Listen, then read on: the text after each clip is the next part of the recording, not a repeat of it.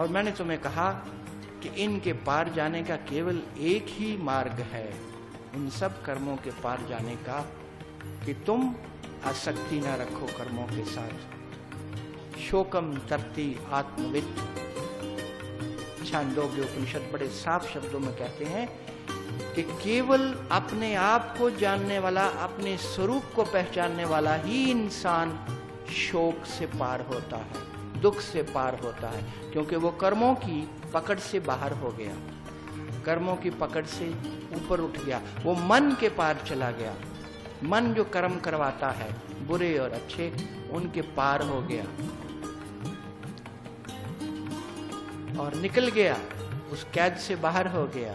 शोकम तरती आत्मविद। वही तत्ववेता, जो तत्व ज्ञानी है, वही दुख से बाहर होता है। लेकिन मैंने तुमसे कहा कि तुम तत्वज्ञानी बन नहीं सकते, ध्यान लग नहीं सकता, सिमरन हो नहीं सकता, तो फिर तुम्हें नुक्ते बताए कि किन नुक्तों से, किन रहस्यों से, छोटी छोटी बातों से तुम अपने जीवन में सुखी हो सकते हो। अभी प्रातःकाल बता रहे थे, याद है, पता है क्या कहा गया था कि भूल गए, कि झाड़ के चले गए। छोटी छोटी बातें जो तुम्हें सुख से भर सकती हैं, तुम्हारे जीवन में सुख उतार सकती हैं। अब जैसे तुम बैठे हो ऐसे झुक करके, मैंने तुम्हें अभी बताया कि जिस समय तुम्हारी ऊर्जा ऊपर की ओर उठती है, तुम सुखी होने लगते हो। देखो कितनी गहरी योग की ये प्रक्रिया है। मैंने कई बार बताई अपने नवांग योग के ध्यान शिविरों में, जिन्होंने ध्यान शिविर किए हैं उनको पता होगा, वो जानते हैं कि बार बार मैंने कहा है कि तुम अगर उदास हो, तुम अगर टेंशन में हो, तुम अगर दुख में हो, तो तुरंत बैठे बैठे अपने दुख को सुख में बदल सकते हो। तुम करके तो देखो। तुम कुछ ना करो, तुम सीधे ही बैठ जाओ, रीढ़ की हड्डी तुम्हारी सीधी हो जाए। उससे क्या होगा कि जो ऊर्जा ऊपर जाने को मचल रही है, जो प्रयास कर रही ऊपर जाने का, वो अब तुम्हारे कुबड़ा होने से, तुम्हारे रीढ़ की हड्डी के झुकने से वो ऊपर नहीं जा रही, वो रुक गई है। जो ही उसका तुमने प्रवाह खोल दिया ऊपर की ओर, जो ही वो ऊपर की ओर उठने लगी, बस सुख उतरने लगा। इतना छोटा सा फार्मूला है।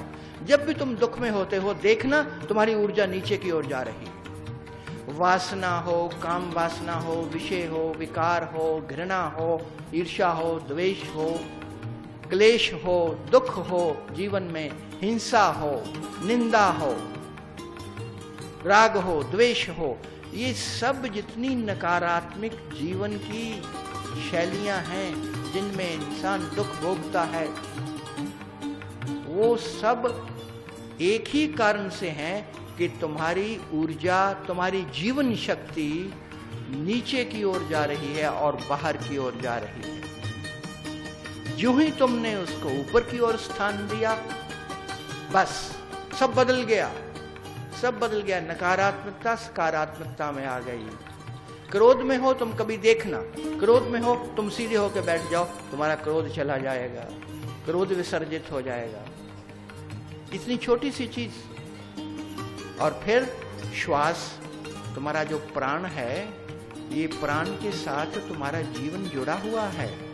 प्राण ही तुम्हारा अंतरात्मा तक प्रभाव डालता है, प्राण ही मन के भीतर तक प्रभाव डालता है, प्राण ही जीवन है। ये जो श्वास के साथ प्राण की शक्ति जो भीतर जा रही है, ये है तो जीवन है, ये नहीं है तो कुछ भी नहीं है, सब चला गया। आत्मा भी गई, मन भी गया, बुद्धि भी गई, शरीर भी गया, सब गया। तो इस प्राण को तुम सम कर लो। ये प्राण उखड़ जाता है, तुम कभी भी देखना, बाईं नासिका दाहिनी नासिका सम नहीं होगी। सम तब होगी जब तुम परम शांत अवस्था में हो। परम शांत अवस्था में जो इंसान है, मौन अवस्था में जो इंसान है, जो स्थित है, जो स्तब्ध है, उसकी दोनों नासिकाएं सम चलेंगी। अगर तुम्हारी नासिकाएं सम नहीं चल रही हैं, श्वास एक जैसा नहीं है, तो प्राणायाम कर लो, नहीं तो एक ही जगह पर कूदो। थोड़ी देर कदम ताल करने से, कूदने से तुम्हारी दोनों नासिकाएं सम चलने लगती हैं और तुम्हें शांति मिलती है, सुख मिलता है। हम ध्यान से पहले ये करवाते हैं, ध्यान से पहले कुछ प्राणायाम भी हम करवाते रहे हैं, पिछले 25 साल से 30 साल से करवा रहे हैं। और खास करके उसमें से जो ऊर्जा को ऊपर उठाने का है, ऊपर उठाने का जो कीमिया है कि जो नीचे जाती हुई ऊर्जा जो दुख का कारण बन रही है, उसको ऊपर की ओर ले जाओ। ऊपर की ओर कैसे ले जाओ? श्वास की चोट करो, जोर जोर से श्वास की चोट करो, धौंकनी, कपालभाति जिसको कहते हैं, धौंकनी, उससे चोट करोगे तो मूलाधार पे चोट लगेगी, तो तुम्हारी शक्तियां ऊपर उठने लगेंगी और तुम्हें सुख नसीब होगा, आनंद नसीब होगा। नाक से नहीं कर सकते, मुंह से जोर जोर से श्वास को बाहर धक्के से फेंको, जैसे धौंकनी चलाई जाती है, सुनार धौंकनी चलाता है। तो उससे क्या होगा कि भीतर की शक्तियों को ऊर्ध्वगमन होगा और ऊर्ध्वगमन से एकदम तुम्हें सुख और शांति मिलेगी, स्वास्थ्य मिलेगा।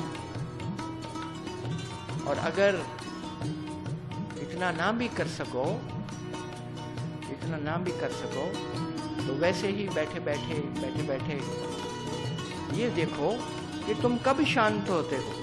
जब भी जीवन में शांति उतरे, जब भी जीवन में एक आनंद की लहर उतरे, तो उस मोमेंट को, उस पल को, उस क्षण को भूलना कभी नहीं। उस क्षण को स्मरण करना, एक निरीक्षण करना उस क्षण का कि उस क्षण में क्या हुआ था, कैसे शांति भीतर उतरने लगी थी, श्वास किस प्रकार से चल रहा था। निरीक्षण करो अपना, किस प्रकार से तुम्हारा श्वास चलने लगता है जब तुम शांत अवस्था में होते हो। बस जब शांति आए तुम श्वास को वैसा ही कर लो, तुम्हारे अपने हाथ में है, तुम्हारा श्वास है, तुम वैसा ही कर लो जो शांत अवस्था में चल रहा था, तो तुम्हें शांति नसीब हो जाएगी। और अशांति में कैसे चलता है श्वास, इसकी पहचान करो। तुम्हें अपने आप से ही पहचान रही है। परमात्मा की पहचान करने इंसान निकलता है, परमात्मा को जानने निकलता है। अपना ही पता नहीं है कि मेरे भीतर क्या है, कि जो जीवन मुझे मिल रहा है उसकी जीवन की शैली क्या है, उस जीवन के आयाम क्या है, उस जीवन का होना क्या है। ये जो श्वास चलता है, इसी श्वास की खबर नहीं, किसी को भी खबर नहीं। इसीलिए हमने हर ध्यान के साथ, हर नाम के साथ हमने श्वास को जोड़ा है कि श्वास नहीं भूलो अपनी, वही जीवन है। जितने भी सिमरन दिए हैं, जितने भी ध्यान दिए हैं, वो श्वास से शुरू किए हैं। तो शांत अवस्था जब भी उतरे, अपना निरीक्षण करो, श्वास कैसा है, प्राण कैसा है, वैसा ही प्राण, वैसा ही श्वास बना लिया करो, तो तुम्हें शांति आएगी। अगर दहना स्वर बंद है, दहना बंद है, तो बाईं ओर लेट जाओ, तो बायां बगल दबा लो, तो दहना खुल जाएगा। अगर बायां बंद है तो दहनी ओर दबा लो, दहनी ओर लेट जाओ, तो दहनी बगल दबा लो, तो बायां खुल जाएगा। इस प्रकार से अपने ही श्वास को साधो। सबसे बड़ी साधना श्वास की साधना है, प्राणायाम की साधना है। तुम तत्ववेता नहीं बन सकते, तुम उसको नहीं जान सकते, आत्मवित्त नहीं बन सकते, अपने को नहीं पहचान सकते, अपने भीतर नहीं जा सकते, ध्यान नहीं कर सकते, सिमरन नहीं कर सकते, मन नहीं तुम्हारा ठहर सकता, तो ये काम तो कर सकते हो। इतने काम भी तुम करने लगो तो जीवन में शांति आने लगेगी, सुख आने लगेगा। तुम्हारे घर में झगड़ा है, लड़ाई है, तो शांति कैसे आ सकती है, ध्यान कैसे बन सकता है। तो घर में शांति रखो, अपने परिवार के साथ, सबके साथ प्रेम रखो।